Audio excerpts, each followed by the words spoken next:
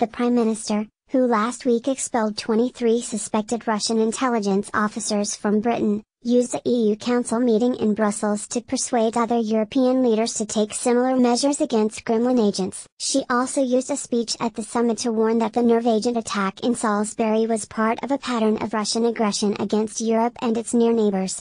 In a sign of gathering support for her approach, Lithuania yesterday signaled moves to follow her lead in kicking out suspected Russian spies. Other Baltic nations close to Russia were expected to follow. Diplomatic sources at the summit said the Prime Minister was pressing others to join the espionage crackdown. Giddy Theresa May called on EU leaders for support in dismantling Putin's spy network. The leaders agreed on the importance of sending a strong European message in response to Russia's actions and agreed to remain in close contact in coming days. Number 10 spokesman Britain says there are these networks that organize such things like Salisbury, that these networks exist across our borders and that it would be good to go after them together, a senior EU diplomat said. They have been approaching EU states on that bilaterally and today May will tell EU leaders more. A senior British government source said, "We're building a strong coalition of support and working together to send a strong message to Russia of our belief in, and defense of, the international rules-based system." In a sign of European solidarity, Mrs. May held a high-profile meeting with French President Emmanuel Macron and German Chancellor Angela Merkel at the summit. The Prime Minister gave them a detailed briefing on the investigation into the Salisbury poisoning, including background on the Soviet-era chemical weapon Novikov used in the attack. She also pointed to the record of conducting state-sponsored assassinations and Britain's assessment that Russia views some defectors as legitimate targets for assassinations. The UK, Germany and France reaffirmed that there is no plausible explanation other than that the Russian state was responsible, a Number 10 spokesman said. The leaders agreed on the importance of sending a strong European message in response to Russia's actions and agreed to remain in close contact in coming days.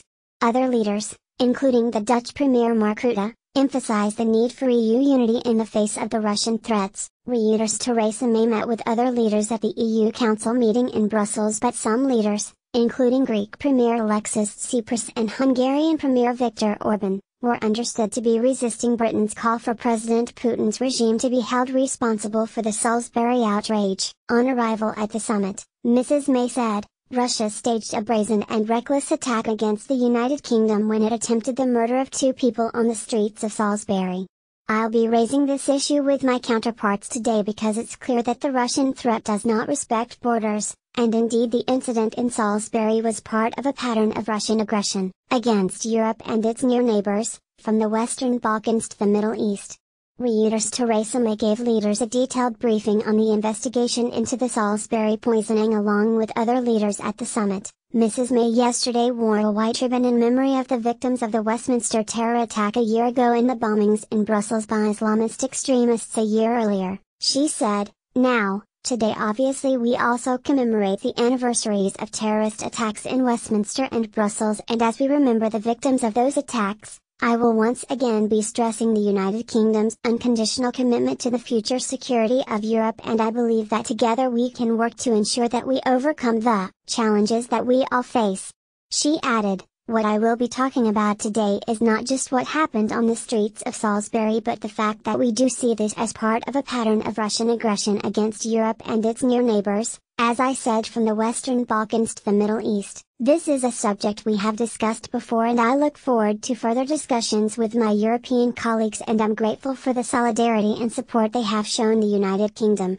At the summit, Lithuanian President Dalia Grybauskaitė indicated she was considering following Mrs. May's lead by expelling a string of suspected Russian spies. Ms. Grybauskaitė, whose nation borders Russia, said, "We fully support the UK in this situation and we support the measures the UK is applying, and all of us are considering such measures, the same as I am doing as President of Lithuania."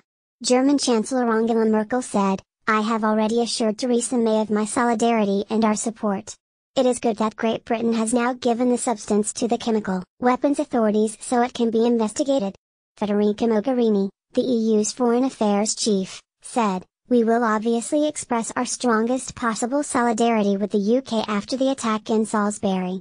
She said that Brexit doesn't mean anything in terms of diminishing our solidarity, adding, "On the contrary, we stand together."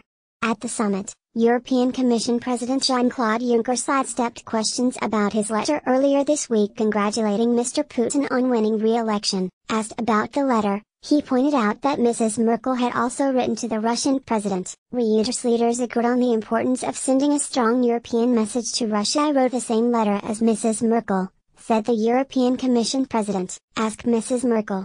Mr. Juncker and EU Council President Donald Tusk, who has declined to congratulate Mr. Putin, faced further questions about the letter at their news conference to kick off the summit. Mr. Tusk said, "We will discuss the Salisbury incident during our working dinner, then we'll be able to answer more precisely." At his side, Mr. Juncker added, "We'll come back to that later." Earlier, Mr. Juncker attempted to give Mrs. May a friendly pat on the shoulder as she answered questions from broadcast reporters on the way into the summit. She briefly glanced around at him before returning to her interview. In her speech at the summit dinner, Mrs. May called on the EU and NATO to stand shoulder to shoulder in defiance of President Putin's brazen actions. "The challenge of Russia is one that will endure for years to come," the Prime Minister said. "As a European democracy, the UK will stand shoulder to shoulder with the European Union and NATO to face these threats together," she added, promising, "United we will succeed."